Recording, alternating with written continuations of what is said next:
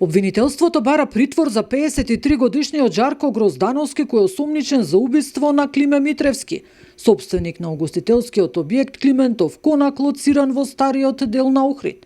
По вербална расправи околу одлуката на оштетениот да го раскине договорот за доживотна издршка кој го склучиле кај нотар во февруари 2025 година, со кој требало да добие голем имот, осомничениот од Тетовска Брвеница од задгрб физички го нападнал, го совладал на подот и го удрил со бокс неколку пати во главата. За цело време го држал со едната рака преку устата и носот, со што му го спречил дишењето и кај него предизвикал смрт. Откако се уверил дека жртвата не дава знаци на живот, го напуштил местото. Ова позади мене е домот на улицата Нада Филева, каде беше пронајдено безживотното тело на 76 годишниот охриѓанец.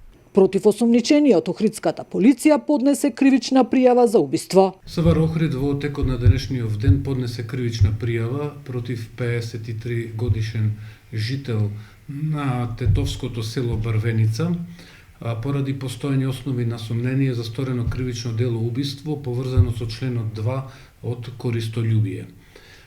Именно после добивањето на информацијата во текот на вчерашниот ден за пронаоѓање на безживотното тело на 76 годишниот охриѓанец во неговиот дом, СВР Охрид во координација со Министерството за внатрешни работи, во координација со јавниот обвинител и со СВР Тетово, превзедовме опсежни мерки, оперативни активности кои што резултираа со пронаоѓање на лице како можен сторител на кривичното дело убиство.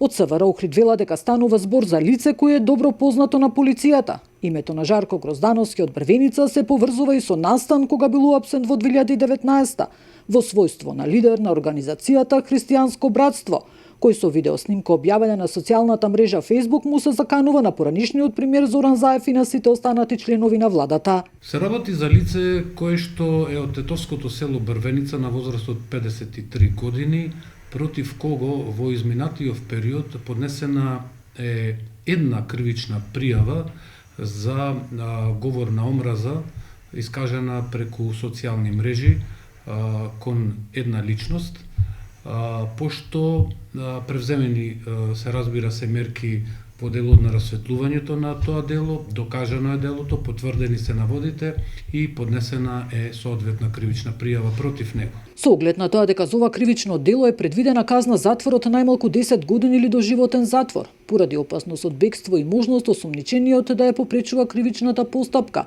со влијание врз сведоците, сокривање или уништување на трагите на кривичното дело, јавниот обвинител до судијата на претходна постапка достави предлог за определување мерка притвор. Нина Аритоновска, Сител телевизија.